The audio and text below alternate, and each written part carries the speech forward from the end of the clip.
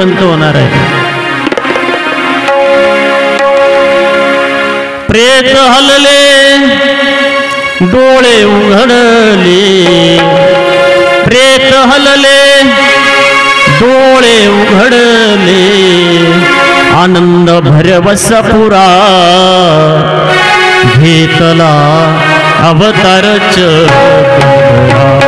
घेतला अवतार चक्र, घेतला अवतार चक्र, घेतला अवतार चक्र.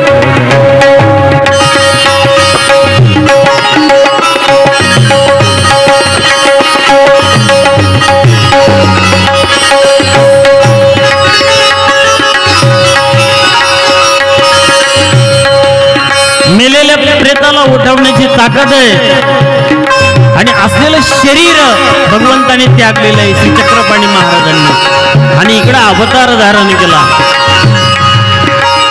प्रधानाने सर्व विचारपूस केली आणि अखेर त्याला खात्री झाली की हा आपलाच पुत्र आहे.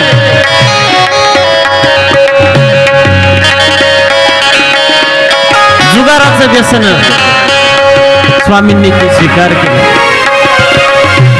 आणि आता स्वामी त्या भरवस नगरीमध्ये राज्य करतायत. एक पुत्र झाला महिपाळ देव, आणि एक दिवस जुगार खेळण्याकरता सर्वज्ञ चक्रधर प्रभू महाराज त्या ठिकाणी त्या सर्व मित्रमंडळी सोबत त्या ठिकाणी गेले आणि इच्छा झाली दरवेळेस ते जिंकायचे, जिंकलेलं द्रव्य लोकांना वाटून द्यायचे, परंतु आज इच्छा झाली की आपल्याला हरायचंय.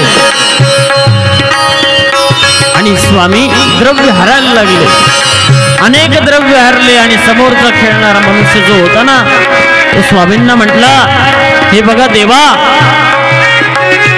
जमिनीचं द्रव्य जमिनीवरती द्यावं, जुईचे जुई आणि भुईचे भुई तुम्ही निश्चित करा तुम्हाला किती खेळायचंय. परंतु स्वामी काय ऐकत नव्हते. स्वामींची इच्छा झाली आज हरायचंय, फक्त हरायचंय. स्वामी खूप हरले, खूप हरले, खूप द्रव्य हरले आणि देण्याच्या वेळेस आपल्या स्वतःच्या अंगावरचे अलंकार काढून दिले, हातातले अलंकार काढून दिले, कानातले अलंकार काढून दिले, तरी त्याची पूर्तता झाली नाही. आणि सांगितलं मी तुमचे द्रव्य देतो आणि निघाले आपल्या राजवाड्याकडे.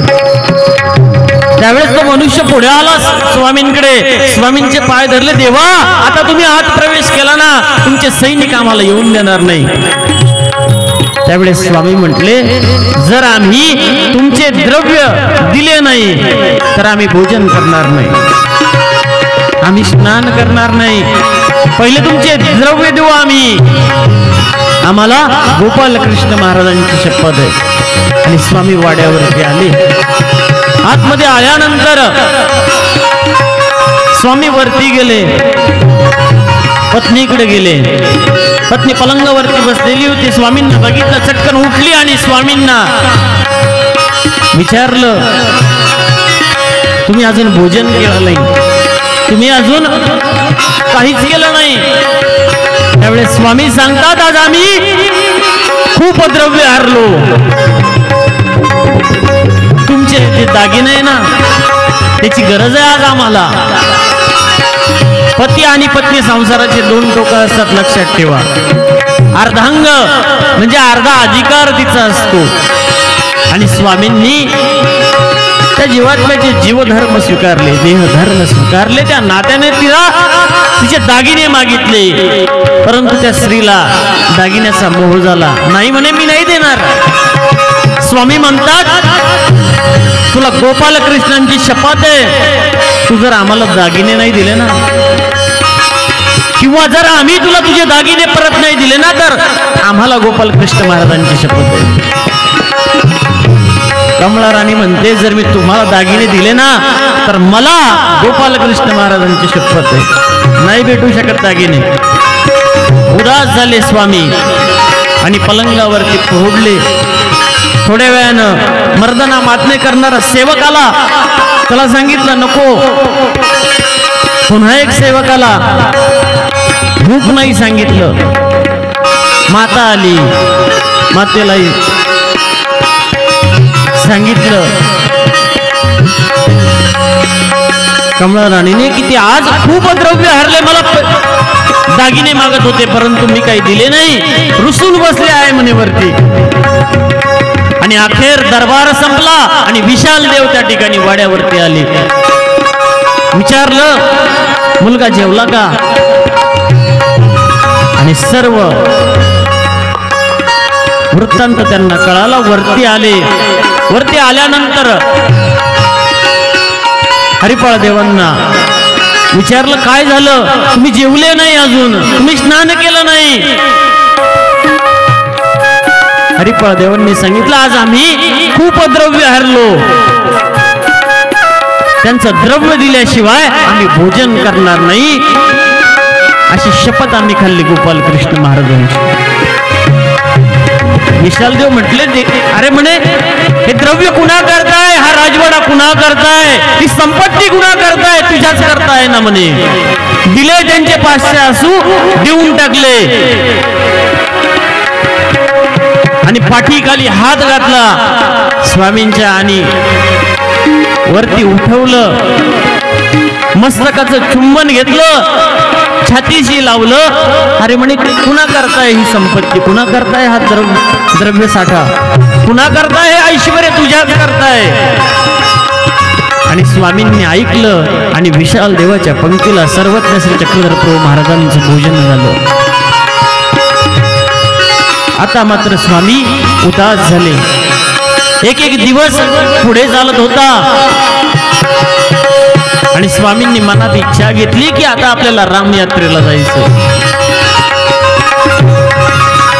एक एक पदार्थ स्वामी सोडत होते, एक एक पदार्थ वर्ज्य करत होते.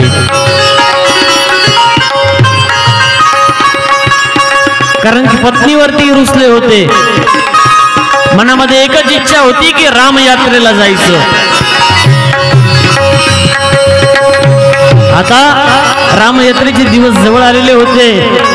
मातेला ही गोष्ट कळली. माता विशाल देवाला सांगते की त्यांच्या मनात इच्छा आहे रामयात्रेला जावं. विशाल देव म्हणतात त्या ठिकाणी गुरुजवांचा आणि यादवांचा द्वंद्व लागलेला आहे, हे जर यात्रेला गेले तर संकट उडवेल. आपण पुरोहिताद्वारे क्रिया करत असतो, आपण राजे लोक आहोत, ब्राह्मणाद्वारे क्रिया करावी, पुरोहिताद्वारे क्रिया करावी, त्यांना जाण्याची काही गरज नाहीये. आता मात्र स्वामींनी अनेक पदार्थ सोडून दिले. ताक आणि भात फक्त स्वामी घेत होते. रोज आळणी ताक आणि भाताची आरोग्याना सर्वज्ञ श्री चक्रधर प्रभू महाराज करत होते. शरीर यष्टी अगदी खुश झाली आणि अखेर विशाल देवानं परवानगी दिली की तुम्ही रामयात्रेला जावं. 10 लोक सोबत दिले. हडपिया दिला, सागडिया दिला, पाण्याचं सेवा करणारा सागडिया दिला, विडा देणारा दिला, पालखी वाहणारे भोई दिले, 2 सशस्त्र सैनिक दिले, जेवण बनवणारा आचारी दिला. अशी 10 लोक सर्वज्ञ श्री चक्रधर प्रभूंच्या सोबत दिली की जेणेकरून रस्त्यामध्ये कुठलीही अडचण येऊ नये. त्या भरवस नगरीमधील त्या राजवाड्याचे 3 द्वारापर्यंत त्यांची आई मालन माता त्यांना सोडवायला आली आणि पहिल्या मुक्कामापर्यंत विशाल देव प्रधान सोडवायला आला. दुसऱ्या दिवशी सकाळी घरी निघून आले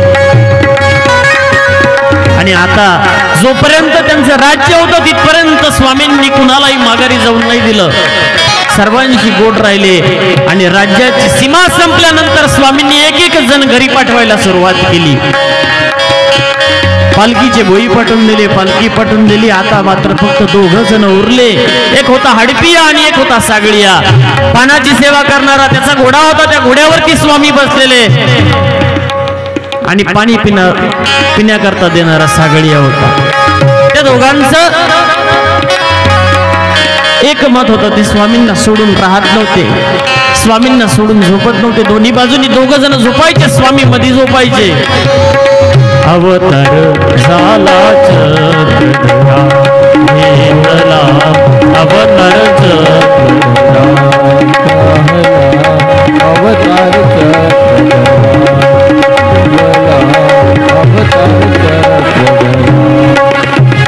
आता स्वामी च्या सोबत फक्त दोन जण होत. एक पाणी देणारा आणि एक जो होता जो विड्याचं पाणी द्यायचं स्वामींना करून.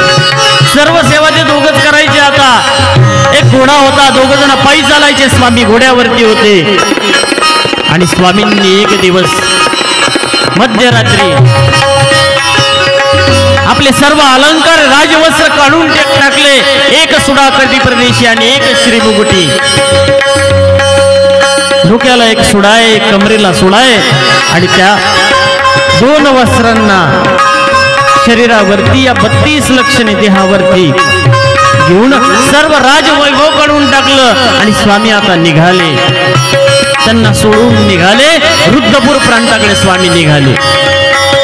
त्या दोन्ही सेवकांनी राम यात्रा जिथपर्यंत जाते ना तिथपर्यंत शोध घेतला. माघारी घरी आली, परंतु त्यांना स्वामी मिळाले नाही. असा आमच्या सर्वज्ञांचा अवतार झाला. रुद्रपूरला स्वामी आले. श्री प्रभू गोविंद प्रभू महाराज त्या ठिकाणी त्या हटामध्ये होते. सर्व अन्न पदार्थ त्या ठिकाणी होते. एका हातामध्ये शेंगूळ आणि बुरडे होते. श्री गोविंद प्रभू महाराजांनी बघितलं स्वामींकडं. स्वामींनी स्वतःलाच आलिंगन दिलं.